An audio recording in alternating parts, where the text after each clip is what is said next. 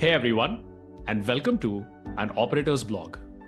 In this episode, we will be going deep into building a US-India AI startup in financial services. Joining me today is Shantanu Gangal, founder and CEO of Prodigal. Prodigal is an AI platform for loan servicing and collection agents, both human and virtual. Today, Prodigal serves more than 40 million consumers across US, Canada, and the UK. The company is backed by top-tier VCs like Accel and Menlo. Shantanu did his undergrad in computer science from IIT Bombay, did his MBA at Wharton, and is really one of the marquee cross-border founders whose journey I've observed for the last few years. And so I think there's a lot to unpack and a lot to learn, especially in the fintech domain. So it's so great to have you, Shantanu, with us. Thank you so much for having me. And the feeling is quite mutual. What you have built so far is extremely important, first and foremost. Something that you give back to the community, something that I appreciate a lot. So thanks for having me. Great. So let's get right down to it. So I'm going to straight away go into AI because that's the talk of the town for both of us, you as a founder and me as an investor. So you're seeing all these data come out, right? Where 3, 4, 5 member teams are hitting like millions of digits in ARR. There are 20-member teams. The rumor is that people like hitting 100, 200 million ARR, right? Yeah. There seems to be some tectonic shift happening. Of course, we all know about LLMs and the technology, and it's been playing out for the last 2.5 years. Yeah. But what I was very curious was, from your vantage point, what are you seeing in terms of the new AI native startups? How are they doing product and go-to-market differently from the pre-AI kind of SaaS startups of the last era? So something we think about a lot, and it kind of, at the heart of it, comes down to the consumerization of even enterprise software. So a lot of this growth, which was previously thought to be like limited to the likes of like mobile apps, think WhatsApp, think Instagram, that kind of growth charts, we are also seeing in enterprise software, which is extremely exciting. And AI has got a big role to play in it. And AI kind of manifests in two different ways. One is the product side of it, which is how we are building it, selling it, or rather the internal side of it, which can be like 1A building it and 1B selling it. But just as much, actually, the society's acceptance of some of these things has drastically changed. And I mean, when ChatGPT came, again, it got like some of the fastest adoption you have seen across any company. And as a result of it, we often see our own customers who have actually had a very, very pleasant experience with AI in the last like 12, 18 months and come to us and say very candidly, like, I was a AI skeptic all this while, or I always thought AI was something that wouldn't really impact me or really not give any benefits to my company. But in the last 12, 18 months, we've actually seen some of it play out in their personal life where it's like an extremely delightful experience. And as a result of it, there is the Overton window of that whole thing has shifted, especially even in industries that are more regulated than ours. And then in turn, they are actually inbounding at a crazy rate that drives value. Quick example of that is like just from yesterday evening, our virtual bot essentially took a payment at like 6:10 p.m. because someone called in and there was no one available at our customer at that time. And that whole experience was extremely delightful for the operator, for the owner of the business. When they kind of saw and said, oh, wow, this payment at best I would have gotten the next day, but very likely I could have missed it because someone would have spent that money. So it was like kind of a light bulb going on in their mind. And that kind of, that is happening like a million times over across the enterprise world, which was previously something that was only limited to the consumer world. So this is kind of the whole consumerization of enterprise software has been going on for, I think, close to a decade now in many cases, but has really picked up steam. Now the flip side of it, not to be a party pooper, is we are seeing loyalties also be like consumer loyalties, right? No one thinks twice about uninstalling an app. So yesterday you had GitHub Copilot, today you have Cursor, tomorrow you have Podium Windsurf. So a lot of these things will also result in a lot of churn problem. But the idea is there is a lot of opportunity. It's a wild, wild west. And as a result, there's a lot of land grab. And we are excited about it, actually. Yeah, and I think specifically the point around churn, right? So that's kind of the common pushback now on all these numbers, these crazy growth numbers that are coming out for a lot of startups that, hey, how much of this revenue is actually going to be sticky? Yeah, And is this generation of companies really, are they going to become enduring companies, right? And especially in Prodigal's context, right? I mean, all your customers are very large yeah. enterprises, right? I mean, they don't make these decisions easily, right? There's a huge impact, there's massive scale. What are you seeing from their vantage point? Like, are these experimental budgets? Are they kind of trying things out, or do you really feel that look, there is a mindset shift happening, and a lot of these products are So, here to stay? so don't get me wrong. I'm like a massively AI optimist. So I Yeah, definitely think this is here to stay. yeah. Now, whether it will be like 1,000 flowers bloom, or will there be a glut and a famine, and like maybe like 3 or 4 really good products will survive? Time will tell. But even in the worst case, we are not going back. And that's very clear. I think there's a new paradigm that's set in. So people are mentally preparing for a shift in their businesses of transformation. We work with a lot of lenders. They are thinking very aggressively as to how they staff their own loan servicing and collection teams over the next 5-7 years. And that genie is not going back in the bottle. Now, again, as startups, we believe, and in the long run, I think the best product will indeed win. But we are actually really beneficiary of a lot of our, let's say, competitors uh, giving a bad product experience, because now they've seen what it can be, and they actually need someone to come in. There's this famous saying quoted, attributed to Peter Thiel, I guess, which is have the last mover advantage. And that's what we really are pushing for, which is like, how do we be the last mover in this space? And again, we are very vertically focused. But the question is, in our vertical, what does it take for us to be like the last mover? And at that point, essentially, not just with a particular like agent or something like that, just create a whole ecosystem that gives us like a commanding dominant market share for like years to come. So we are actually benefiting a lot from some of our customers, crashing and burning, honestly. But the problem is real. And again, one of the things, especially for early stage founders, there's always this temptation of, uh, trying to be too cute by a half. And we've seen some of these like fraud numbers come out in the last 6 weeks or so. I think that's a temptation that you should definitely avoid. Is basically like, if there's anyone in the audience, if that thought has ever crossed their mind, I think I would just be like, hey, look, that is not something that is going to hold you in good stead. You might. So, but we are definitely also seeing some of that play out, and is something that anyone in your audience I would strongly recommend to be watchful for. But because in the long run, the best product is going to win. Yep, yep. Apple didn't launch the first what became the iPod category. They were not the first mobile MP3 player. They were actually not even the first smartphone, but that's the category that they command. This is, I think, very heartening, especially for me as an investor to hear, because if Prodigal's ICP is really having uptake of AI, then I think, I think this is kind of a secular trend. But we'll come back to, I think, a lot to unpack with Prodigal journey. But I want to take a step back now, take you back to your backstory as a founder. And, you had a very interesting journey because your early days were in financial services, Yeah, but more on kind of finance side. yeah. And then kind of you made this transition, and now, it's been several years into Prodigal. Talk us through your backstory and specifically those early days. How did you identify the core problem statement around Prodigal? Uh, so I saw the problem we are trying to solve. I saw it kind of up close and personal during my time at Fundbox.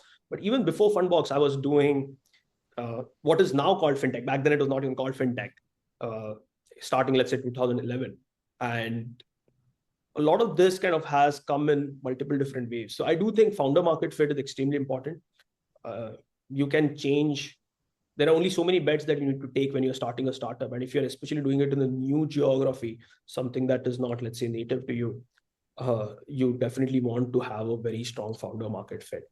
And I'm sure there's like good exceptions to the rule, but by and large, I think this is something that I would strongly ask people whenever I invest in them, or when I look at them, that like, hey, what's your right to win, and how are you fit for this market?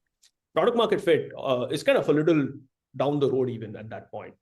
And so to that extent, I think for me, I've been doing fintech for a while now. Even during my time at Wharton, when I was doing my MBA, my summer internship was at a lender. where I actually looked at a lot of their account management processes. It wasn't like quite collections, but a lot of account management. Then I did a lot of work through kind of coursework on the likes of Prosper and Lending Club, which were the first generation fintechs that were coming up in the 2013 timeframe. So that kind of became even more up close and personal during my time at Fundbox. So I spent like almost 3 years at Fundbox, a fantastic team out in SF, where I actually ended up doing a lot of data science and analytics, but worked very closely with our loan servicing, collection, even sales efforts when we were selling to small businesses and sole props. And as a result of it, I realized like companies, all kind of lenders, spend so much time, money, energy, money even, buying data before the funding process. And after the loan is funded, essentially the amount of data they have on a consumer keeps on increasing and actually like grows manifold. But the use of that data becomes little and goes down to a trickle. And I noticed that divergence between like, hey, you're paying so much money leading up to the time of the funding, and then after that funding event, the data that you're available and for free even just keeps on increasing, and your use of it just falls off a cliff. And that is what inspired me to start what we are doing right now, by turning all kind of interactions that your consumers are having with you into insights, and ask yourself like, hey, what does it take for me to continuously become differentiated from competitors? Because capital is increasingly becoming a commodity. It's not completely commoditized yet, but it is very much more so than it was, let's say, 20 years back when all the capital pools were very limited. So with that in mind, it's like, hey, capital is not going to be a differentiator. It had stopped being a differentiator back then. But the experience and how much you can monetize your existing consumers is going to be, and that's what we are trying to do at Prodigal through the last like 6-7 years. I want to spend a little bit of time on the MVP side, right? And I think I personally spend a lot of time with founders at that kind of -1 to 0 idea type stage. You step out with some view of the world, some POV, you're trying to validate it. I think that first V1, I think that's kind of changed a lot, right? From back in the day where you had, the drop boxes as case studies and render runways and all that. And now with AI, kind of, you can do so much more. But I think more from a philosophy or approach perspective, what are some of the things that you have seen kind of work well? And even in terms of launching new features, maybe even now at Prodigal, right? Even at scale. So at this -1 to 0 kind of scale, I think I still believe a lot in the MVP stuff. And the specifics of what it means, again, is very different. But I like a formulation that probably was popularized by Zynga, which is like, hey, what is the core loop? Zynga was this popular gaming company, is a popular gaming company, especially on the Facebook marketplace. And what is the core loop of value? And basically, like someone does an action, gets value out of it, gets delight out of it. And how do you solve it? And especially in the -1 to 0 stage, you need to go after the innovators and early adopters. Anyone who's especially doing enterprise software should read this book called Crossing the Chasm by Jeff Moore. And he kind of describes it in fairly good detail, relevant detail. And so going after the innovators and early adopters and giving them that core loop is super important. And that is a constant. That has not changed. Now, what is the form factor of the core loop is obviously changing. And in many cases, ChatGPT has made some of those form factor pieces very easy to iterate, build, take down, rebuild, and so on and so forth. Which is something we also embrace a lot, and which is something everyone should. But at the heart of it, innovators and early adopters aren't necessarily sticklers for the look and feel of it. I'm not saying design is not important, it very much is, but they actually are willing to pop the hood and see what's underneath. And so to that extent, even your end deliverable in that stage might be an Excel sheet, might be an emailed PDF report. All of that is probably fine for them, but they should, and you should feel in their eyes and gut that they are getting that core loop value, and then they're delighted by it. That is in my mind an MVP. Whether it is balsamic wire frameworks, which were really popular 10 years back, or something that is like vibe coded from directly into like Lovable or Bold. Those tricks or the means to the end will change, but that delighting the innovator persona with that core loop value is something that you need to be sure you're seeing, and that basically makes up your conviction. So as an investor, I think that's what I also look at from time to time, which is, does the founding team believe in their gut that they understand the core loop, even if it's just an email thing? And that is where a lot of people get conviction from just sending an email and watching a customer's response to that email. Can also be that MVP, push comes to shove. But again, it's taking something as lightweight as that and building a fully ready front end is actually become really, really easy. It's basically overnight now. So encourage everyone to do it, but that don't let that obfuscate whether you have found a core loop or not. And I think just double clicking very specifically from a lens of US India cross border, right? So I'm now seeing a new generation of founders building software applications, serving at least in the early stages Indian customers, right? And Indian customers like big banks or fintech companies are fairly advanced and fairly challenging to serve as customers. So you get to a certain point. And then, of course, founders now have global ambitions, so they kind of now want to do early validations in the US and enter the US market, right? Eventually, what are some of the things that these founders should be aware of, right, in terms of product in particular, right? Like how will the roadmap change, design sensibilities, maybe security, how they sell it, right? Like what are some of those things? So security, I believe, has become reasonably standardized. I'm not saying it is the same. So you need to obviously like keep most countries now have territorial limitations, and that is something you will need, especially in regulated industries. But I do feel, especially most things being on AWS or Azure, you can move things Docker to Docker between AWS sites. So I think some of those things have become easier, but the workflows and the regulation actually has not. So the workflows, I mean, something as simple as like the MENA region is or the localization with respect to language. Some of those things can be a big issue. And that is the whole design aspect. And then workflows kind of also stem from regulation. So even between US and Canada, we have customers in US and Canada. There are things that you might think of them as very similar countries. And for the most part, they are. But the regulations actually are materially different. And we have to be very, very mindful when selling into Canada that what is important for them is actually very different, which again makes US in some ways kind of a lucrative spot because it's a big market for most people. And if you crack US, then subsequent things become easier.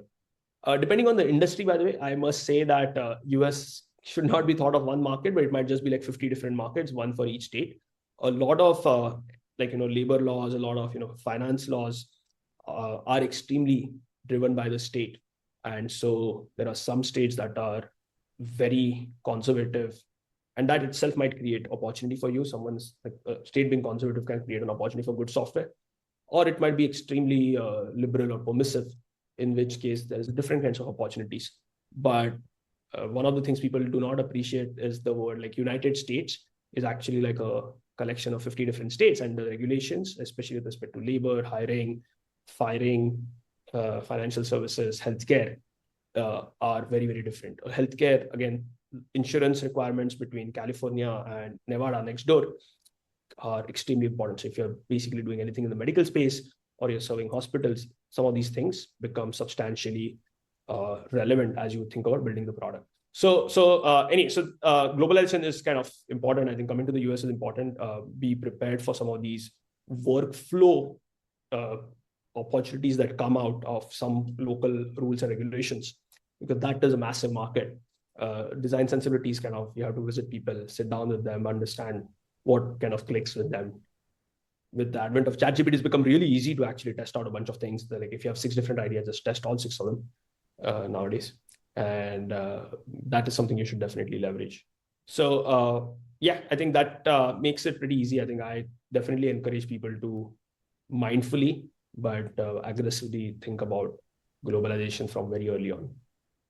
And I think in your case, you were fairly immersed in the US ecosystem. I mean, you were kind of working here, you went to school here, but specifically in terms of attacking financial services as a vertical, and if the founder is offshore, right? If the founder is actually still in India, has good customers, has a product team, maybe shuttling, spending some time here in the US. Is it actually even possible to really build like a scaled financial services company without moving to the US physically and the CEO being here?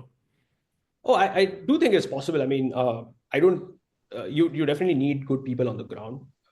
There is a lot of opportunity from creating very bespoke workflow. There's obviously a lot of these deals are 5-figure, 6-figure deals. So a lot of our deals are 6-figure. So it is important that you tell people that you're real.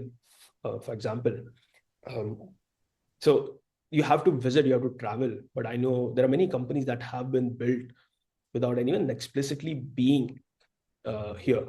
I do want to caveat it. A lot of people, obviously, the CEO ends up also being the chief like customer officer, the chief product person, and those are roles which you need to meet customers very frequently.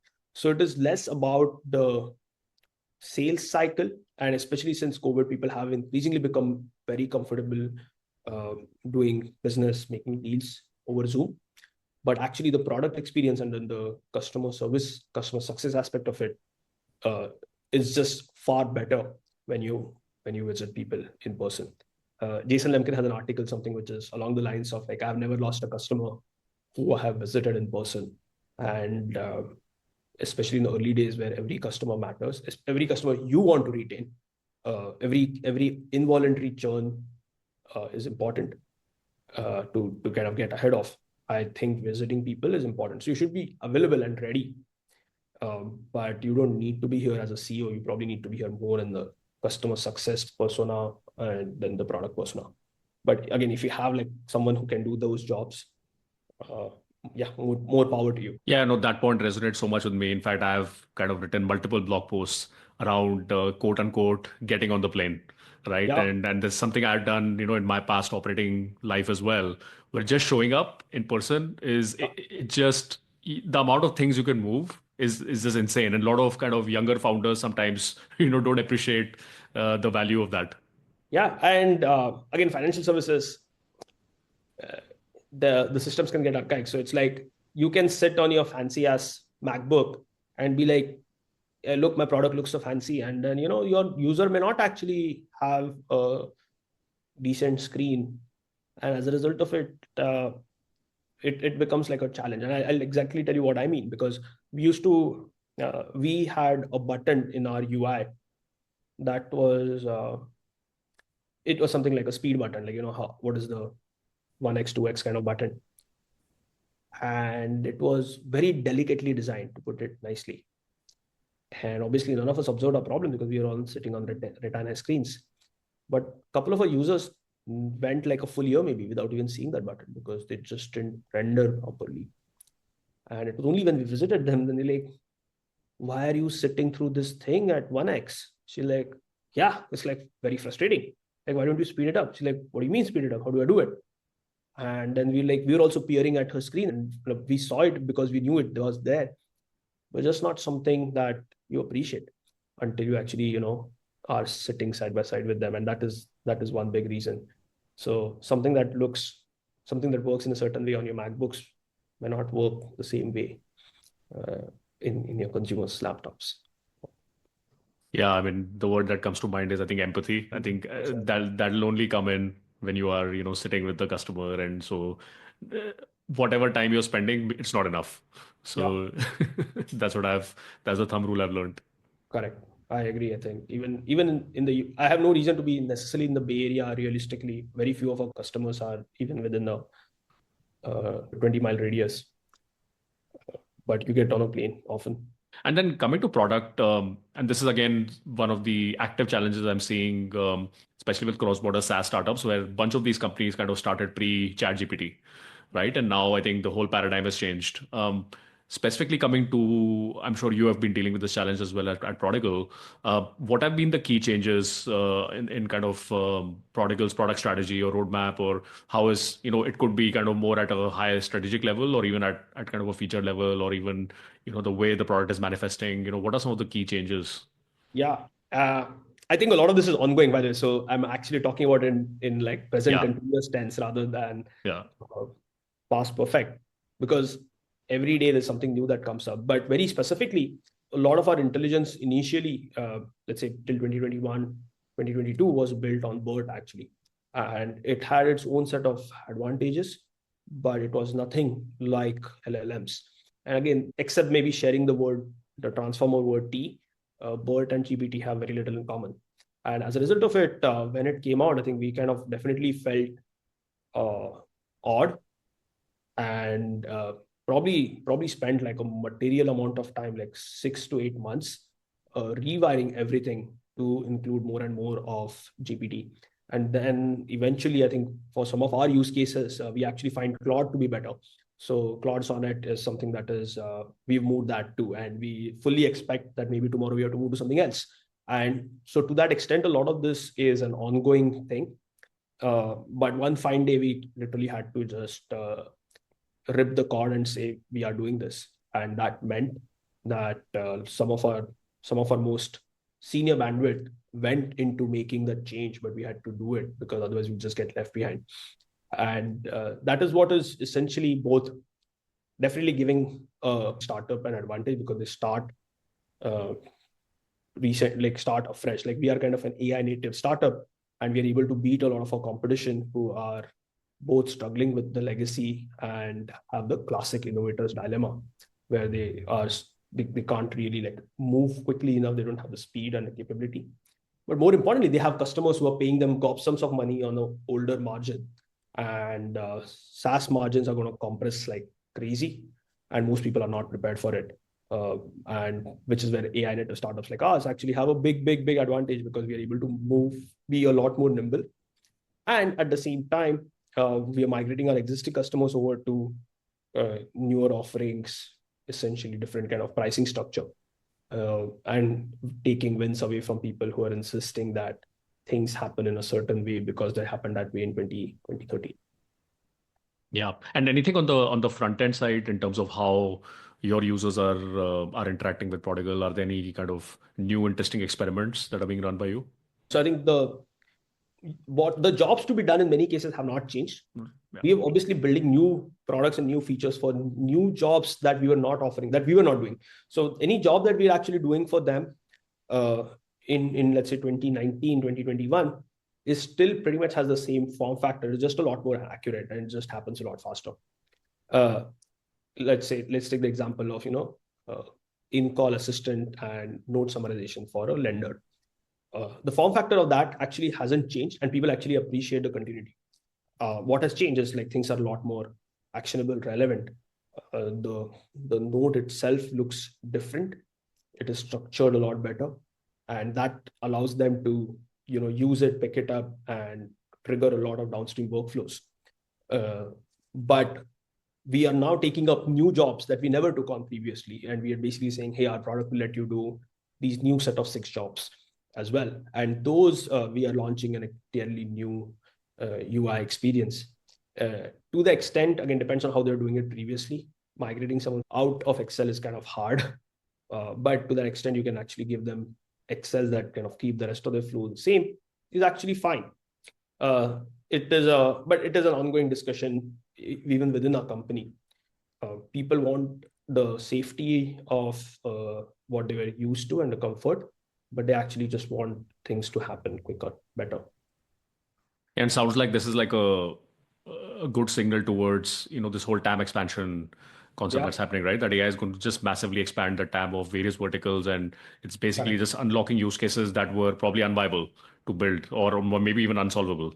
Yeah, 100%. I think it's funny, like for the longest time, again, back to the whole jobs to be done and stuff. For the longest time, we sold to chief operating officers and chief credit officers. We never really had any HR person in the room till recently. And in the last 4 months, we have so many people bringing in their HR person into the room. And the HR person is looking at it and saying very clearly that, hey, this is a replacement for how they have been staffing, managing their org. And that, again, going back to like, is no longer like just a software discussion, like software and IT purchase discussion. It is a complete transformation of the business as a whole. Yeah, a lot of the software. In fact, I was meeting a portfolio founder yesterday for dinner, and we were having this conversation that It's almost like, in a way, what you're talking about as consumerization, that's been Yeah, of enterprise has been a secular trend. It almost yeah, seems like a lot of software will need to behave almost like operating systems.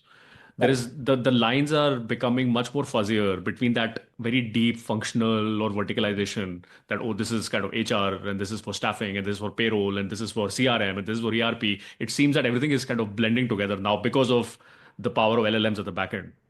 Uh, I agree. I think there's definitely even like the whole CRM as a store of value, system of record. Um, that the boundary between that, what is it really doing, and like what is workflows doing, and like stuff like that. I think those boundaries are blurring for sure. In our case, I think, I mean, we don't see ourselves maybe directly impacting an HRMS per se, but the HR person is coming in because they're like they have clear impact on like staffing, and they have clear impact on like bonuses and stuff. And we are all for making good people even better. I think that's like our heart of it, what we want to profess at the heart of it, and that is exciting for them because they're like, hey, hiring is not easy. I mean, the recent tariff noise aside, unemployment is at an all-time low really, and it is not easy for people to find other people to work. And so to that extent, anything that makes our customers more productive with their teams is such a welcome thing. I think people are just like, I can't hire enough, especially in kind of the price range that our customers look at. And as a result of it, they're like, hey, if this makes my best people better, they're likely to stay on. So my retention problem is solved. um, I don't need to go out and hire as many new people every time. So my kind of hiring problem is solved. And all of this comes with like a bonus of higher margins. So while we're not really like maybe just about not yet actually seeing ourselves blur into other functional software, we do see a lot of the functional leaders come in and actually have a point of view on bonuses, staffing, and organization and team building. Yeah, hearing all this is making me even more bullish on enterprise software. I'm like, For sure. man, I think this market is going to explode. Yeah. I think there's a bigger, maybe there's a blurring between industries. I think we definitely see that, where the classical, let's say, BPO industry is in fact unbundling even. Uh, we work with a customer, First Source, very great customer. They talk about this un-BPO concept, which I actually resonate a lot with. And that is going to basically mean that people are going to think about not just like a seat plus margin model. It is going to kind of drastically change. Like, hey, I'm going to, instead of giving you like 70 agents, I'm going to give you like 50 agents and 10 virtual agents at a lower price for you, but maybe a higher margin for me. Yep. No, super, super interesting. I want to shift gears, go into go to market, and this is, I Yeah. think, going to be the most requested part of all of my podcasts. Okay. So, classic scenario, right? India-based founder, some early traction, now wants to validate in the US, right? Wants to get those early design partners. Let's say literally the first 3 to 5 customers, right? Yeah. Yeah. What are some of the things they can do very, very tactically, right? These and most of these guys have not gone to school here. They don't have established networks. They don't have Yeah. brand equity in the valley, right? What can they do? So, so again, none of our customers are like in our immediate vicinity. So I always had to travel, and I was always more than willing to do it. So I would say till you get your first 10 customers, meet as many of them as possible. The playbook, maybe till that point, is pretty much the same. After that point, it kind of varies depending on your ACV. So if your average deal size is like north of 50K or north of 100K, you probably end up doing different things, from whether if it's like something that you would put on a credit card and the average ACV is about $1,000. So the playbooks diverge maybe a little later, but till you get your first 10 customers or 10 unaffiliated customers who are not friends and family, you have to meet as many of them as possible. And personally, despite my network, I mean, I got a lot of meetings. I do think, but the first 4 customers that we closed net were completely unaffiliated, that I got through like conferences, LinkedIn outreach, just, the thing that everyone, when it's kind of, yeah. So basically just like pure cold outreach. I picked up the phone myself and called, and actually got a bunch of meetings myself. So I think there is at that level, uh, the most simplest things actually work. send cold emails, write cold LinkedIn messages, pick up the phone, call them, go to conferences, meet people. And there is no like secret sauce there, but there's also but doing the simple things right for a period of like several months actually works. And people will see that your knowledge is very relevant for their business problem. And my sense is I have had like, whenever I offer like very clear value, people across the country, irrespective of what state or part of the country they are from, have been extremely actually very open-minded about doing business with me. And that has been great because you give a very clear value prop. They look at it. If it works for them, they'll buy it. And especially in financial services, I found people actually pay you money before they give you data. And so to that extent, I think we've not even had a lot of like, oh, let me kick the tires on this for like 3 months or something. I think even that's not been a problem. If you give a very clear value prop, people will pay you even on day one. And that creates a great self-fulfilling prophecy. So the simple answer actually is what works. Cold email, cold LinkedIn messages, go to conferences, shake a few hands. Yeah, it's like and this is a conversation I have almost every week with some founder or the other of how do I do that 0 to 1 in the US? I'm like, boss, unfortunately, there's no playbook. Yeah. It's just good old hustle. Absolutely. I think what makes it hard is your rejections can pile up very, very quickly. You might spend like 20 minutes crafting like the most personalized message after reading someone's like LinkedIn post going back 2 years. And that person opens the email and doesn't even reply. I mean, it's like, and this happens 20 times, 25 times. So none of these things matter beyond a point. In fact, again, depending on the industry you serve, they may not even care about who your investors are and stuff, honestly. It is like, for example, we are funded by Y Combinator, but beyond a point, I mean, our customers are very main street customers. They don't really even know what Y Combinator is and definitely don't care for it.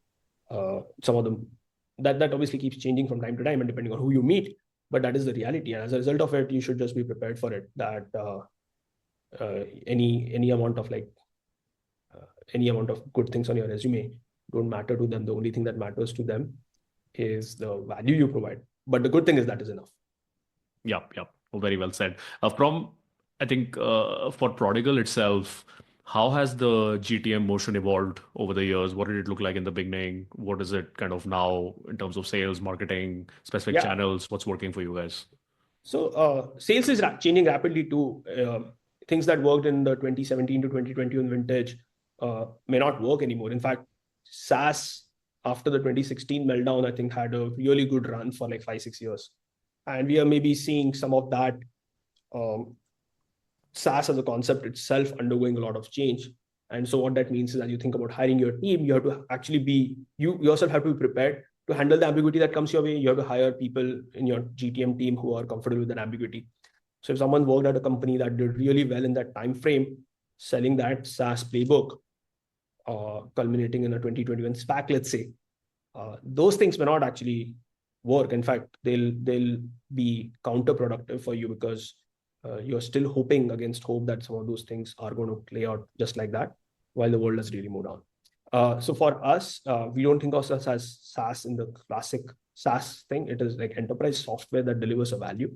And ideally, like it's enterprise that delivers a software plus kind of people value together. And that we are preparing for. And that has implications on pricing model, that has implications on where people think about their own value prop and their own value creation vis-a-vis our creation, right? If we go to someone and say that you should reduce your headcount but offer 10 virtual agents instead, there is naturally going to be some pushbacks wondering if we are cannibalizing their revenue and how should we think about it. So some of those things we should be prepared for. And the sooner you kind of have a very clear thought about how do you partner with your customers for their success, the better it is, because it is no longer like IT just purchasing software anymore. And that GTM motion, that GTM collateral is going to be super important. With respect to, I think GTM motion, I think maybe two clear implications. One is on one hand, doing cold outreach has become like cheaper, easier. On the other hand, I think volumes have just gone up so much through the roof that it is that much more important to stand out. Like every day between like 7 and 7 or 10 a.m., I get like 16 emails that make no sense to me, and it's just like clearly like all machine generated. So like guys, like, and everyone sends it at the same time, even like, what are you even doing, right? So don't do that, and you will get benefits by differentiating yourself with a clear value. And then I think a lot of founders are also very curious about what the financial services kind of funnel looks like, right, in the US. So help us understand, like from a top of the funnel, what are the channels that work? How is the sales motion? Like at just the second level, is it inbound, outbound? Yeah. How does that work? So in a very first day, this might be relevant to someone who's just considering something, especially moving and entering the US market. Yeah. In the very first days, about 80% of a business either originated at a conference or had like a very deep discovery meeting at a conference. And that meant that in the 6 months leading up to COVID, actually, when travel obviously shut down, in the 6 months leading up to COVID, I was pretty much on the road every second week and trying to meet a lot of people. That is something that people should embrace. The sales cycles were I kind of followed back then, but the idea is I was very mindful about like what I think are like places where I've seen clear pain point with a potential buyer, and places which are not. So I think just keep them in two different buckets and work both of them. But once something entered the has pain bucket, our conversion rates were actually very, very high even back then. And we were able to get from them to like almost like 60-70% of those to close everything that we put in the second bucket. The first bucket, which is like, top of the funnel, was a lot of people, still trying to understand what we do, and we trying to educate them about our value prop. Those things took forever. And in financial services, that things takes forever. With respect to like time to close, again, over time, I think our value prop became clearer, our education became clearer, and those times shrunk. But the biggest time is actually getting someone to kind of acknowledge that this is a problem and this is a priority problem that we'll solve for them. Something being like problem priority numbers 5 is not good enough. And those deals kind of are hard to close, especially if you don't have a brand. And then coming to pricing, I know you were mentioning pricing earlier, and you were kind of also experimenting with that. What is the change that you're seeing in pricing models now with specifically AI, and what is Prodigal kind of doing there? Yeah. So versus a traditional SaaS platform, we never priced on a per seat basis, because we were always very clear that, especially in our vertical, the seat is a headcount, and in some ways limits are upside. We think of ourselves as a layer cake of vertical value. And so to that extent, we always wanted to keep the North Star on the value we create and keep on doing more and more features to make that value bigger and bigger, and take some measure of it. Headcount or seat or license is actually completely orthogonal to the value we create. And so we never priced on a per seat basis. So that is something I would actually encourage people to do. Per seat basis gives predictability to the buyer. It gives a lot of comfort to your investors, because they think, hey, I understand how this is bought and sold. But it actually doesn't work for the customer in many cases. So that is something that you should be very much willing to experiment with. And then I think we were always on a per usage basis. So usage is kind of like, hey, we'll have some minimums or some platform fee that gives us a way to size the opportunity. But then it is pay as you go. Many large fintech companies do that. Like think of Plaid, which is the data aggregator platform for banks. They do that. And it's a very natural model for a lot of financial services people to buy, where the success is kind of shared. And at the same time, you are always incentivized to build a better product, rather than think of it as a DRR one and done and then wait for the NRR to happen next year. So we were always usage-based. That was a model. And increasingly, we are kind of thinking of ourselves as a more value-based play, which is, hey, what are the key milestones or goal completions that our customers care about? And how do we make sure that we get more and more of these customers to get to that point and then share in that goal? That is an experimental model. In some ways, it is really easy for the customers, we take on a lot more risk. It's one of those things which is like we are backing our product and saying that we will take a high risk, high reward kind of option, and people love it. And it takes away some of the predictability for investors. It takes away some of the predictability for even the procurement team at a customer. But often the business leader whose budget is coming out of kind of gets it. It sounds like your pricing models were always a little bit ahead of the curve. They were kind of different from SaaS. Was that a function of just your ICP? Yeah, it was a function of our ICP, and in some ways we were very clear. My Y Combinator demo day pitch itself was kind of very clear that if we build a good product, the way this industry is kind of organized and staffed is going to change. And so to the extent didn't want to set our pricing up to be a place where we have to worry about this whole innovator dilemma that, hey, are we cannibalizing our own revenue by setting ourselves up for reduction in the number of licenses down the road? So we're very, very mindful of it because we knew where that value lies. And at the same time, just because something is in theory doesn't mean the customer will immediately buy it. So some of the transition has been ongoing. It's still ongoing. Got it. And then one of the other challenges that a lot of especially cross-border founders faces, and I think let's say stay in the context of kind of financial services, so large enterprise selling, right? Yeah. What should that first hiring look like for go-to-market in the US, right? Like what is that, right? Do you get somebody with a Rolodex? Do you get like a VP level person? Should it be more like hustlers? Should the founder kind of do still founder-led sales combining with kind of AEs? Like what would you suggest, especially in the context of cross-border? So the Rolodex is necessary, but you don't need to have a FTE for that. So getting introductions via having a FTE, a full-time AE, having that Rolodex is something you should not do too early. And the reasons for that is twofold. One is that the Rolodex in itself, unless you're a very good judge of someone's quality of Rolodex, just because I know Jamie Dimon doesn't mean Jamie Dimon knows me, right? And as a result of it, I think that Rolodex itself is a little bit of a amorphous value. But the second reason is, even if you actually get an AE who's really good and has very high quality Rolodex, enterprise sales motions has many things beyond getting the first meeting. And in fact, again, the horror stories of like deals going on for like 3 years, 5 years are quite common because just getting the first meeting itself doesn't actually get you anything.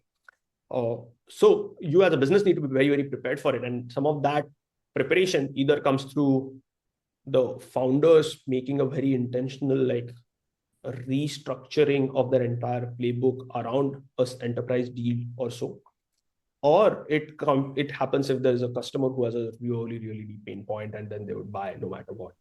So to that point, I think even a high quality Rolodex moves the needle very little on a early stage company. Obviously, as you become bigger and bigger and your deal sizes go from like 100K to 250K to 700K to million, that shift obviously continues to evolve at a more natural pace. Just because someone has high quality Rolodex doesn't give you SOC 2 type 2. You still need to go through and do it. And those things just take time and is something that either the founder should do themselves and get introductions through investors. So basically, you can also have advisors like with Rolodex, where they're not FTEs or they're not full-time sales reps, and you kind of again have a milestone-based reward and stuff like that. But enterprise sales, I would actually keep very close to the founder's chest. Now we sell like $1 million deals. It still takes time, but there is a lot more readiness with respect to how we go about it and so on and so forth. Yeah. And then specifically with financial services customers, what are some of the signals that they use for credibility, right? Is it to look at quality investors? Is it more referenceable customers, just spending time in the industry itself or being visible with the brand? What are some of the things that work? Previously, Gartner, Forrester, and reports like that used to carry a lot of weight. I think I've felt that is not as powerful anymore. People still need to understand like what you do. So I think, again, just because it's an enterprise customer doesn't get around to the whole, like you can't circumvent finding the pain, finding a buyer kind of process. So that needs to happen. Getting inbound from a enterprise customer can happen through any number of these means. Some increasingly like social media too. Like previously, like a large enterprise responding to a social media post was probably unlikely, but it does happen now increasingly. So we also get like large customers coming in from a LinkedIn post even, which is kind of surprising.